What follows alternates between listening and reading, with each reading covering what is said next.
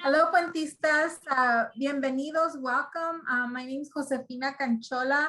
I'm the interim director of the secondary program for the Puente project. And we are so super excited to have you coming on board. If I can ask you in the chat, if you could put the name of your school so we could let our speakers know where you're all from, we would really appreciate that. And we're going to be talking about our LGBTQ experience and supportive allies.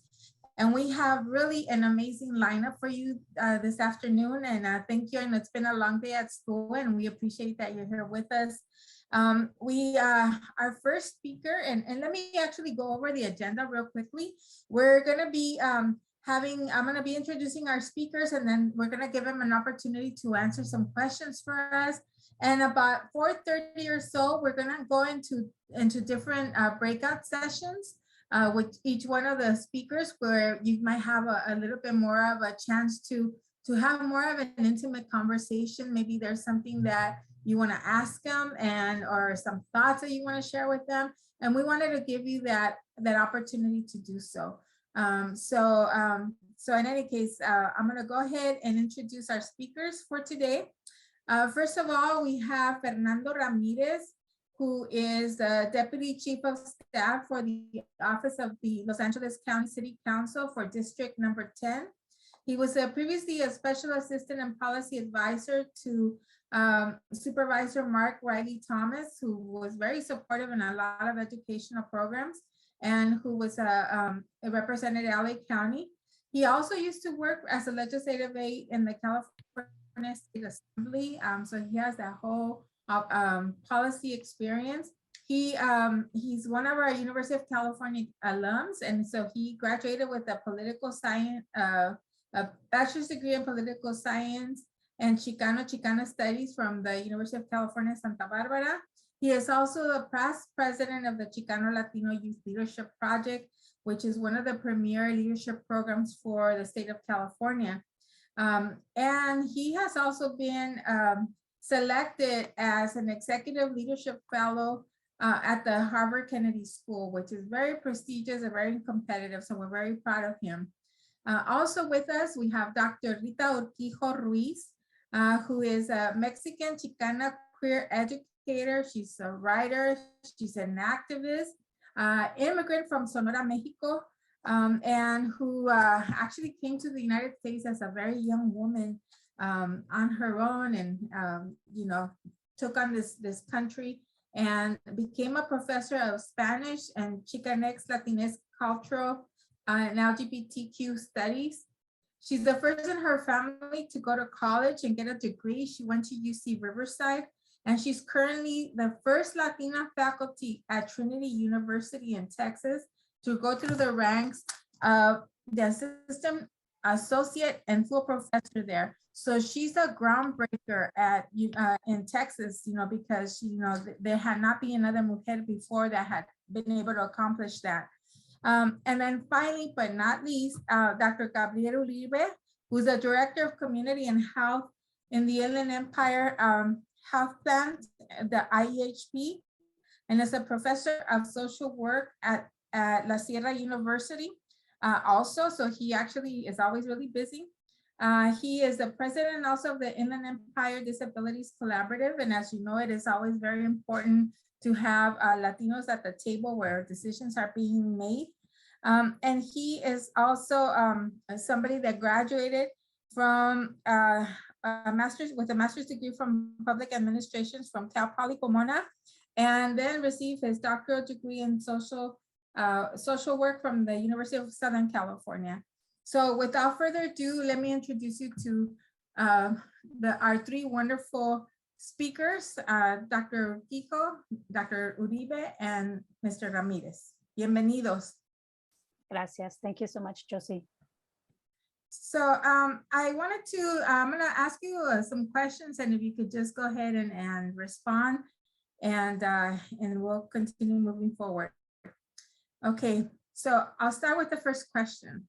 If you're willing to share, how was your journey to your own acceptance of being part of the LGBT community? And anybody can go. Go ahead, you guys. Javier, do you want to go? Or I can go. No, Sure, no. I'll start. Well, first off, I'm like, okay. You're being shy, and I know none of you are shy. They're being shy. I know none of you are shy. Good afternoon, everyone. Thanks for having me. It's a privilege and an honor to be here in this space on this topic. Thank you, Josefina, for the work that you do. Puente is a critical program that does critical work and bringing critical issues like this. So I'm blessed to be invited to be here and share my story. And hope that I can provide some insights. I didn't come out until after college, and it's funny because Rita was actually my professor at UCSB. I think I got a B+ in the class, but it was literature. I mean, I always knew that I was gay, but I didn't really sort of explore that till after college, sort of got into my comfort zone. After that, I do think going away from home and being in a college setting helped me process that and sort of understanding who I was and you know what I wanted to, how I wanted to live my life. And then maybe a few years after college, it's an interesting story. I did a sort of like a encouraging self-help program, and not self-help is the right word, sort of investing in yourself program. And there was an exercise where you had to write a letter to your relative. And so I wrote a letter to my mom, and I was excited to read it to her. And I literally read it to her, actually right here in the living room. And, you know, she was supportive, and I was exhausted for the rest of the day. So I literally sent a text to my family and a whole family group thread. FYI, I just told my mom I was gay, and then good night, I went to go to bed.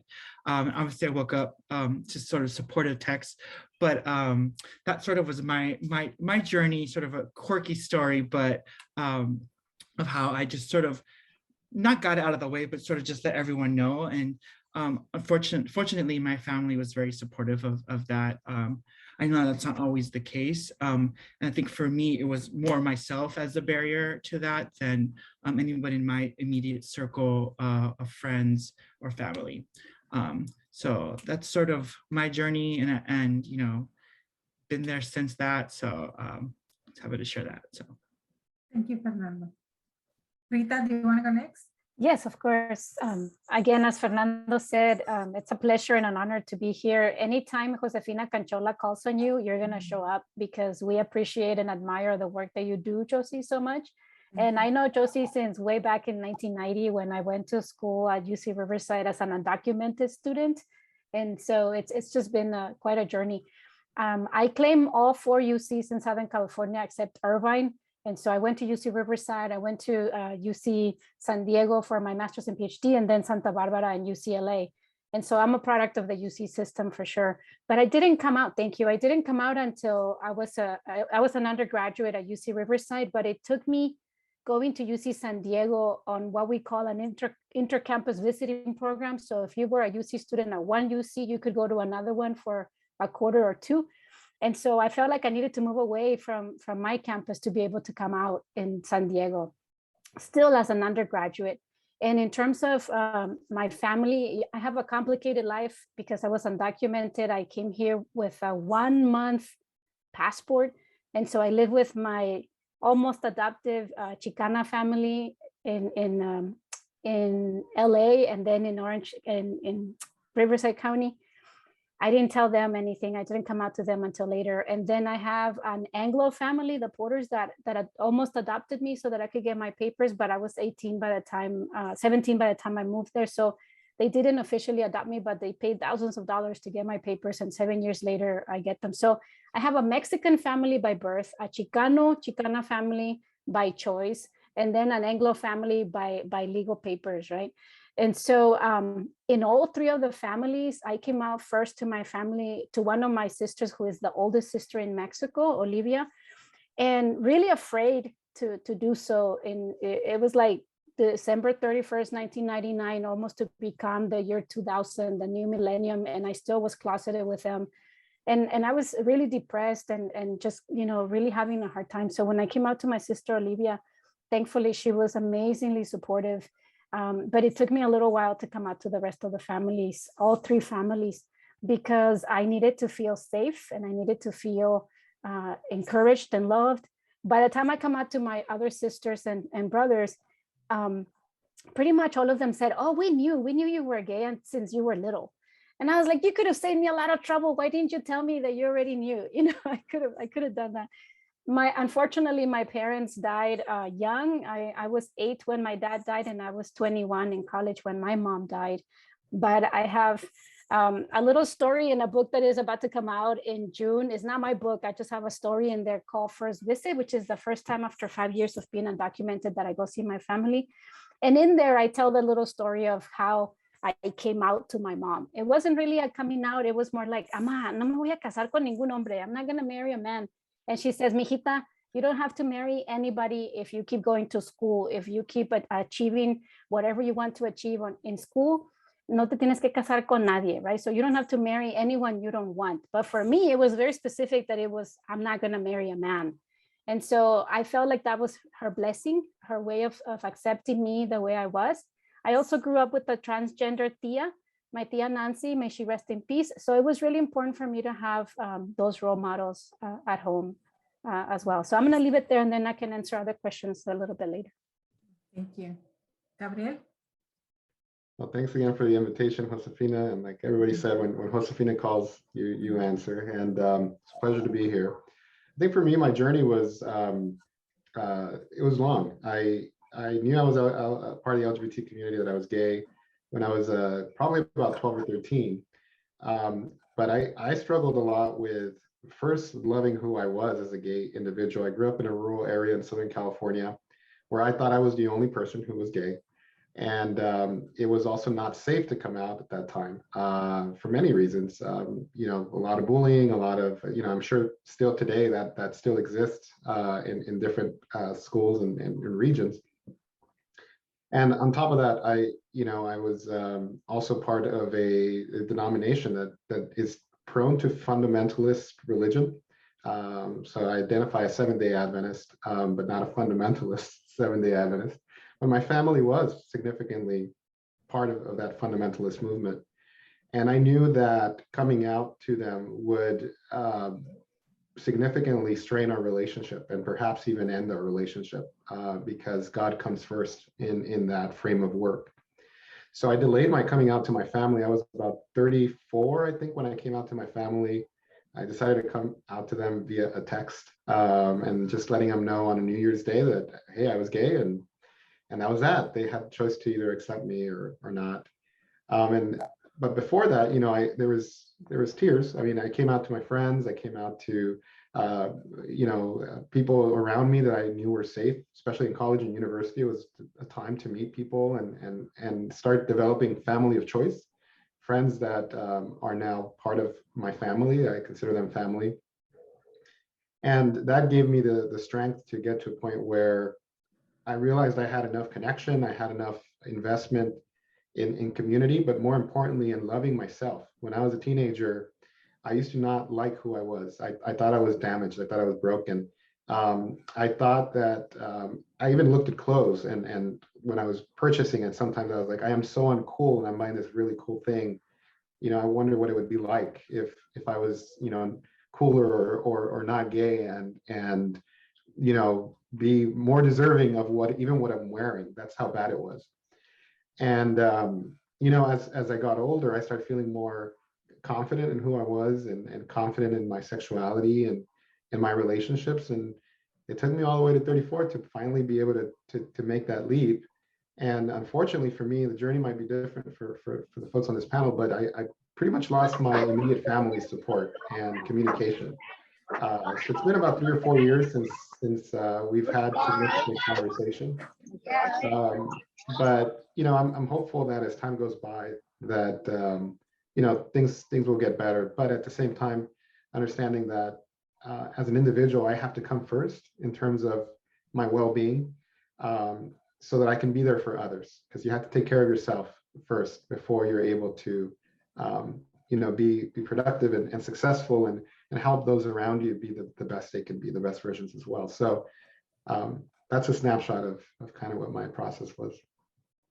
Thank you. And I'm gonna combine maybe a couple of my questions because they're very in alignment with some other statements that you all made, and particularly yours, Gabriel. I'm wondering, how did you face those difficult moments of isolation and rejection? And how do you build allies to support you? How do you use who to confide in? And vamos a ver. Yeah, I mean, I think one of the things about our Latino communities we have, and any community, I think if you're part of a different community, and if you're not Latino, but there's so much intersectionalities of who we are. So, coming from first generation into college as a Latino with a parent that only has a second grade education, that's a leap, right? So it's just, you have to find community with people that understand that. On top of that, you're coming from a fundamentalist Christian kind of background, and you have to kind of find friends that are okay with you being LGBT, and they're going to accept you for who you are. And then, a socioeconomic status, you can't afford to go skiing or maybe going up to the mountains, and that are here in Southern California when you have college friends that are all going up there. And how do you explain to them, like, I can't do that because I don't have the money, or nobody ever taught me how to do that, or that was not an option. You have all these things that are kind of pressures that you're dealing with. And on top of that, your sexuality, who you are, and your mental state. So what I found was just creating different communities and pockets. And at first, I think a little bit of compartmentalizing. So having friends in different spaces, but then essentially just kind of figuring out, out of those relationships, who were the folks that that you can confide on and trust. But I think for me, as much as I've said a little bit about kind of the negative part about religion and being in conflict with that, I think for me, Josefina, to answer your question, I think for me it was a spiritual journey, and just being very in touch with my relationship with God. But also just my relationship with self, understanding that I needed to love myself, and that was going to take time, and investing a lot in things that I wanted to do, things that I wanted to learn, and that kind of organically placed me around community that was more open-minded and more accepting, because the things that I wanted to pursue were in alignment with similar communities. So I think that often kind of happens organically, but if it's not happening organically for folks, it's just a matter of kind of exploring new things that make you a little uncomfortable, but perhaps are safer. Thank you. Same question for Rita. You want to go next? Yes. For me, it was really clear that I needed to form community. I'm all about community. Whatever it is that I'm doing, I have to have my people there with me. And it could be people inside or outside of your school or your university or your college. It could be people in the community. It could be a community of artists, etc. And so, una mano no se lava sola, right? The idea that we have to have people that love us and support us. And so, as Gabriel mentioned, it is about creating your own family within those circles that you spend the most time with. And so writer and scholar and mentor Sherry Moraga talks about making familia from scratch with strangers. If we must, we will. And that's very much what happened for me. Making familia from scratch was always at the center of it all, even without considering the queer part of me. Because since I left home and my blood relatives were in Sonora, Mexico, I always had to find my family wherever I went.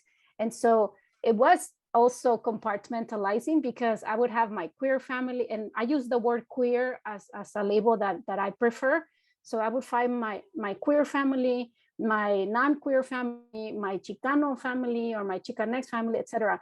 And then the best parts were when we could bring all those groups together for me, that I could feel like I could be myself in every single group. As an undergraduate student at UC Riverside, I was a member of Mecha. And before I joined Mecha, it used to be a very nationalistic, homophobic organization.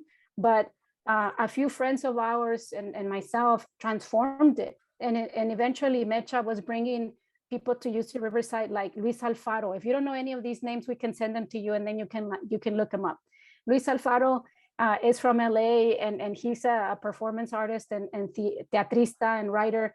And he won the MacArthur Genius Award, for instance, right?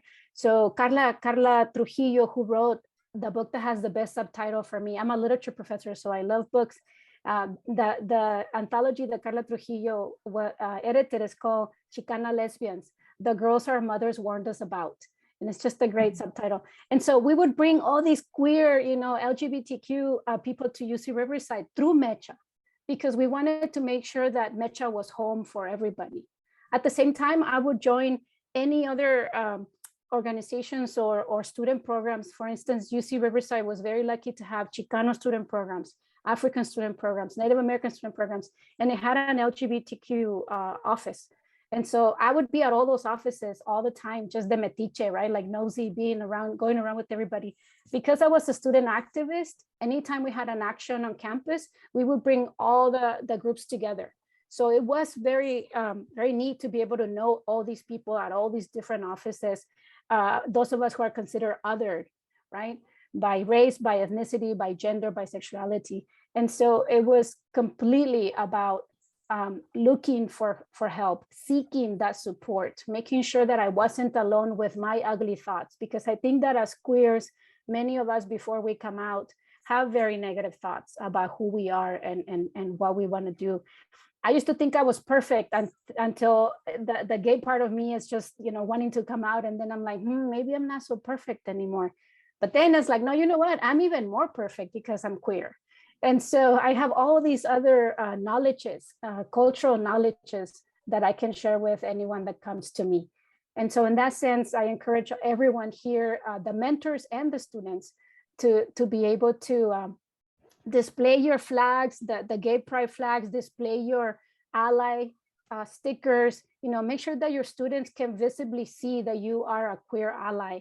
And students, if you don't see those stickers, maybe you can ask, somehow if you belong to an organization, that the organization can ask for people that are supportive of you to have some sort of very clear statement. At UC, at Trinity University, my home institution in San Antonio, every fall semester, we're in the semester system, we have an ad on our newspaper, and it lists all these people that are queer allies. And so I think that that's important to be sure that we're visible as allies, and then also to have the students know where they can go. And I always wanted to go to places where I felt like I could breathe easily, like I could be comfortable. Josefina Canchola's office was always such a great, comfortable place, because you could see everything she had in her office around you when you came in. And so I think that it's really important to put stuff in your offices so that when students come and see you, you can very clear, even without the words, you can still tell them that this is a safe space, right? And for students to if you feel comfortable, the coming out process is not the same one for everybody, and it's not the same for students of color versus white students. So do it when you're safe. Do it when you feel like you have the support in terms of coming out, if you haven't come out yet. And if you have come out, be proud of it and announce it to the world so that others can come to you for support. Thank you. Fernando? That was great. No, I was like taking notes while she was talking, but I ditto. I think I agree with sort of what folks were saying. I think I would maybe add a point around first with the self. I think that's super critical. For me, my process as an undergraduate student really sort of coincided with sort of how I was politicizing myself and my thought process, sort of learning more radical thoughts and theories through my Chicano studies classes, through my Black studies classes, through queer studies classes. And I think those are critical pipelines and departments that are part of every UC campus and should be there. And I think I would probably take it one step further and where we demand these spaces. And I think I started getting into that mode as you were talking about Mecha, sort of El Congreso at UC Santa Barbara, where the birthplace of those movements started. Learning that history made me really proud and sort of gave me that energy to sort of say, no, like, wait, we should have this, we should have that. And I think that sort of aligned with sort of become more comfortable with myself and making sure that we actually as students are supported as a public institution in that area. And that was sort of a critical pipeline for me.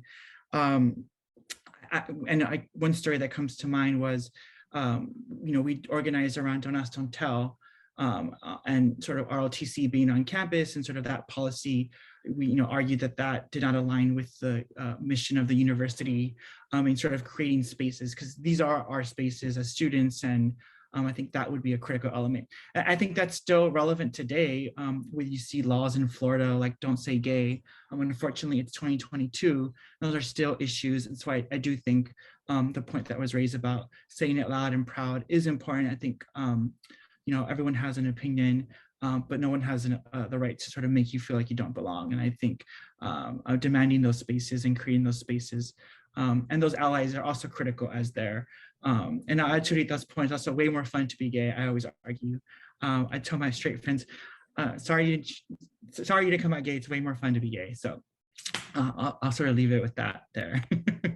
Josie, if I may add, and I hope that this is not disrespectful to anybody, but Gabriela, as you're mentioning religion, one time I told another friend of mine that if people were stupid enough to put all the gay people in hell, they would make a big mistake, because we would have so much fun wherever they put us. We would just have so much fun that then everybody would want to join us there, right? And so that's just as a joke, and the idea that you're right, Fernando, being queer, being gay, being trans can be so much fun when you find the community that loves you. Before we transition into the break rooms, and because we have all of our students here right now, I wanted to know, what would you tell, just maybe with a couple of words, what would you tell your younger self if you can go back? I can start this one by saying that I would say, mijita, you're going to be okay. You have people that love you. Go ahead and come out as soon as you can. I would keep it simple. Be fierce. You're good to go. Keep it going. I think for me, it would be that the sooner you have the courage to be yourself 100%, the more attractive you will be professionally, personally as a human being, in all aspects of life. Because I think when you're your true self, you shine. Thank you. So we're gonna go ahead and after all those words of wisdom, break into our breakout rooms. We're gonna give the students an opportunity to select where they wanna go into. We wanna give you the space to be able to have this more intimate conversations with our speakers, and give you the freedom to choose who you wanna be in the room with, okay? So we'll go ahead and transition.